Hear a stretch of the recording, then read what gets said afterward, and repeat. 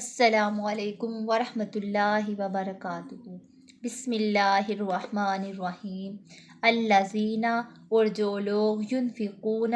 خرچ کیا کرتے ہیں، اموالہم، اپنے مال، باللیل والنہار، رات میں اور دن میں، سرا وعلانیۃ، چھپ کر اور علانیہ، فلہم، تو ان کے لیے، اجرہم، ان کا اجر ہے، عند ربہم، ان کے رب کے پاس، ولا خوف علیہم، اور نہ انہیں کچھ خوف ہے، ولا ہم یحزنون، اور نہ وہ غمگین ہوں گے۔ جو لوگ خرچ کیا کرتے ہیں اپنے مال رات میں اور دن میں، چھپ کر اور علانیہ، تو ان کے لیے ان کا اجر ہے اپنے رب کے پاس، اور نہ انہیں کچھ خوف ہے اور نہ وہ غمگین ہوں گے۔ الذین، اور جو لوگ، یقولون الربا، جو لوگ کھایا کرتے ہیں سود، یقولون الربا، جو کھایا کرتے ہیں سود، لا یقومون، وہ نہیں کھڑے ہوں گے، الا، مگر، کما، جس طرح، یقوم الذی، جس طرح کھڑا ہوتا ہے وہ، یتخبطہ الشیطان،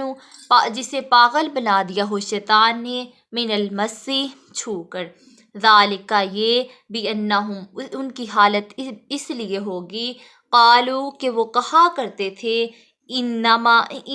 البیع، کہ سوداگری بھی، مثل الربا، سود کی مانند ہے۔ اور جو لوگ کھایا کرتے ہیں سود، پہلے سخی اور کریم الطبع لوگوں کا ذکر فرمایا، جو محض اللہ تعالیٰ کی رضا کے لیے لوگوں کی امداد کرتے ہیں اور کسی معاوضہ بلکہ شکریہ کی بھی توقع نہیں رکھتے۔ اب ان لوگوں کا ذکر ہے جو دولت مند ہونے کے باوجود اتنے تنگ دل بلکہ سنگ دل ہے کہ اپنے مجبور اور معذور بھائی کی ویسے امداد تو کجا، قرض بھی نہیں دیتے، تو سود کا مطالبہ پہلے کرتی ہیں۔ ان آیت میں ربا، سود کو حرام قرار دیا گیا ہے۔ اب ہمیں یہ دیکھنا ہے کہ اس وقت کے اہل عرب کس چیز کو ربا کہا کرتے تھے اور اس کی کیا کیا شکلیں رائج تھیں۔ لغت عرب میں ربا کے معنی زیادتی ہے۔ اصطلاح میں اس مقررہ زیادتی کو ربا کہا جاتا ہے جو کسی رقم کی ادائیگی میں دیر کرنے پر ادا کی جاتی تھی۔ اس کی مروجہ شکلیں یہ تھی کہ کسی نے کوئی چیز خریدی، قیمت اگر وہ نقد ادا نہ کر سکتا تو ایک میعاد مقرر کی جاتی، اگر وہ اس میعاد پر بھی قیمت ادا نہ کر سکتا تو میعاد لمبی کر دی جاتی اور قیمت میں بھی اضافہ کر دیا جاتا۔ مثلاً 10 روپے کی کوئی چیز لی اور 1 ماہ کے بعد قیمت ادا کرنے کا وعدہ کیا۔ مہینہ گزرنے کے بعد اگر اسے 10 روپے میسر نہ آئے تو وہ 1 ماہ کی مزید مہلت طلب کرتا اور 10 کی بجائے 12 روپے ادا کرنے کا اقرار کرتا۔ ایک شکل یہ بھی تھی کہ کسی سے 100 روپے مثلاً قرض لیا اور یہ طے پایا کہ مقروض ہر سال 100 کے ساتھ 10 روپے زائد ادا کرے گا۔ ان دونوں شکلوں کو اس وقت ربا کہا جاتا تھا۔ یہاں ایک چیز اور تحقیق طلب ہے، کیا اس وقت کے لوگ صرف نجی ضروریات کے لیے ہی سودی قرض لیا کرتے تھے یا کاروبار کرنے کے لیے بھی سودی قرض کا اس وقت عام رواج تھا؟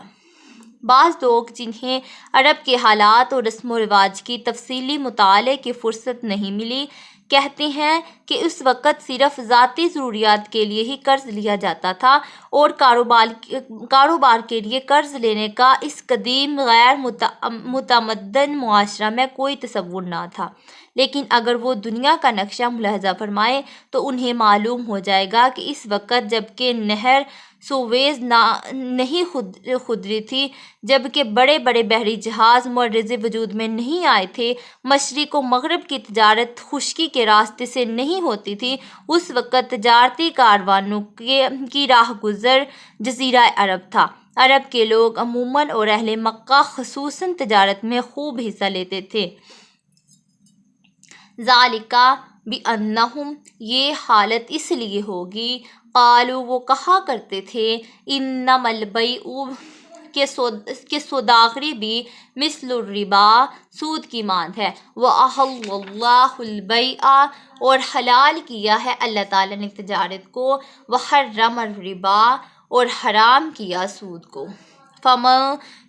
جس کے پاس جاءہو پس جس کے پاس آئی موعظتن جس کے پاس آئی نصیحت من ربہ اپنے رب کی طرف سے فانتہا تو رک گیا فلہ ما سلفا تو جائز ہے اس لیے جو کر گزرا وَأَمْرُهُ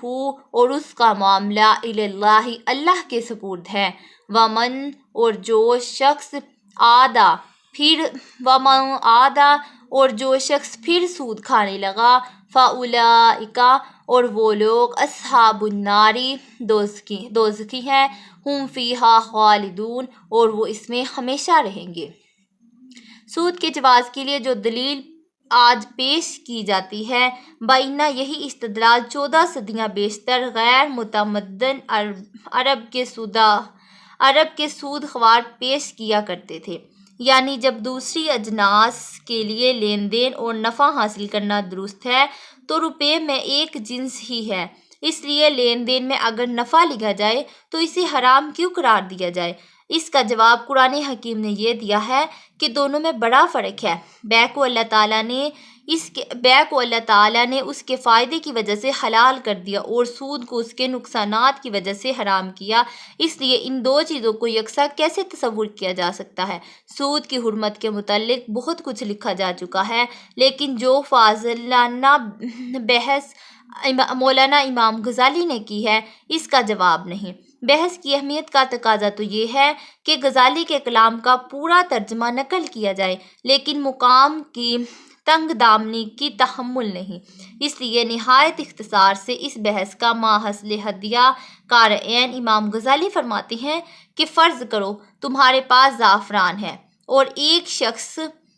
ایک دوسرے شخص کے پاس اونٹ ہے، تم اونٹ لینا چاہتے ہو لیکن اونٹ والے کو زعفران کی ضرورت نہیں ہے، اب تم اونٹ کیوں کر حاصل کر سکتے ہو؟ یا تمہارے پاس کپڑے ہیں اور دوسرے شخص کے پاس کھانا ہے، تمہیں بھوک لگی ہے، تمہیں کھانا چاہیے لیکن کھانے والے کو کپڑوں کی ضرورت نہیں ہے، اب تم کھانا کیوں کر خریدو گے؟ اس لیے قدرت نے ایک ایسی جنس سونا اور چاندی کی تخلیق فرما دی جس کے ذریعے ہر شخص اپنی ضروریات کی چیز خرید سکے، اور اگر آپ ذرا سا تأمل فرمائیں تو آپ کو پتہ چل جائے گا کہ سونا چاندی کی تخلیق اس حکیم دانائے رب نے اسی مقصد کے لیے فرمائی ہے